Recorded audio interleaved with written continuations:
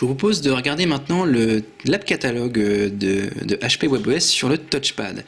Alors cet app catalogue il est vraiment différent par rapport à la version smartphone de WebOS, et vous allez le voir, cette différence, vous allez la voir cette différence bien dès le lancement de l'app catalogue. On a ce qu'on appelle WebOS Pivot. WebOS Pivot, en fait, ça va être une mise en valeur de certaines applications, mais pas n'importe comment. Ça va être sous la forme d'un journal qui est rédigé en français. Alors c'est comme un journal sous format PDF, hein, mais le petit truc en plus, c'est que quand on a par exemple une application qui nous intéresse, on va pouvoir la télécharger. Donc par exemple celle-ci, si j'appuie ici, si elle me plaît, donc je vais pouvoir la télécharger et continuer ma lecture. Voilà. Après, s'il y a des applications qui me plaisent et que je n'ai pas le temps de télécharger, je peux encore aussi les mettre en signé.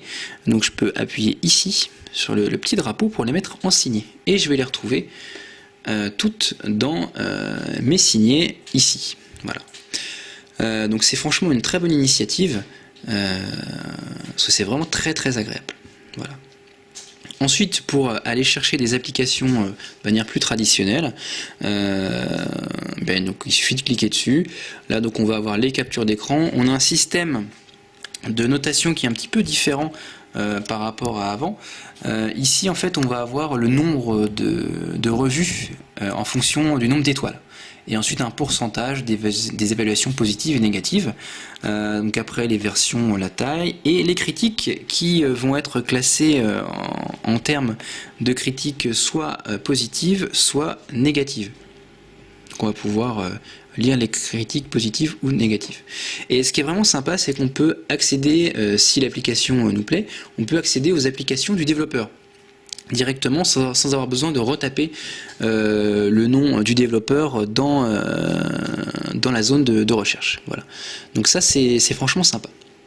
Ensuite, comment faire pour repérer une application touchpad et une application non touchpad? Parce que dans le catalogue, vous avez 300 applications environ qui sont formatées pour le touchpad et le reste, donc 7500 environ, qui sont formatées pour smartphone. Alors, il faut savoir que les développeurs sont en train de mettre en place leur application smartphone directement sur le touchpad, mais donc ça va prendre un petit peu de temps. Donc en fait, tout simplement, une application touchpad, si on la sélectionne, on va avoir des fonds d'écran qui vont apparaître, qui vont être des fonds d'écran en haute résolution. Et si c'est pas le cas, on aura des écrans en basse résolution.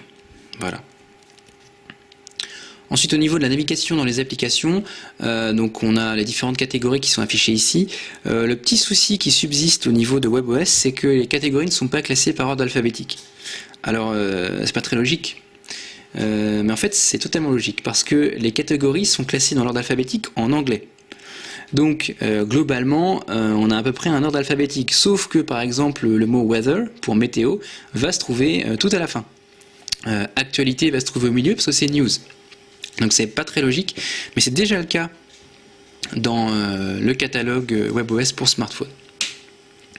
Et si une application vous plaît, vous allez pouvoir la sélectionner et ensuite la partager en fonction des différents supports, soit email ou SMS. Voilà, donc on a fait le tour, un petit tour rapide au niveau de l'app catalogue. Voilà, on peut aussi classer en fonction de la gratuité ou non de l'application et de la dernière mise à jour récente. Voilà. Donc à la prochaine pour la suite.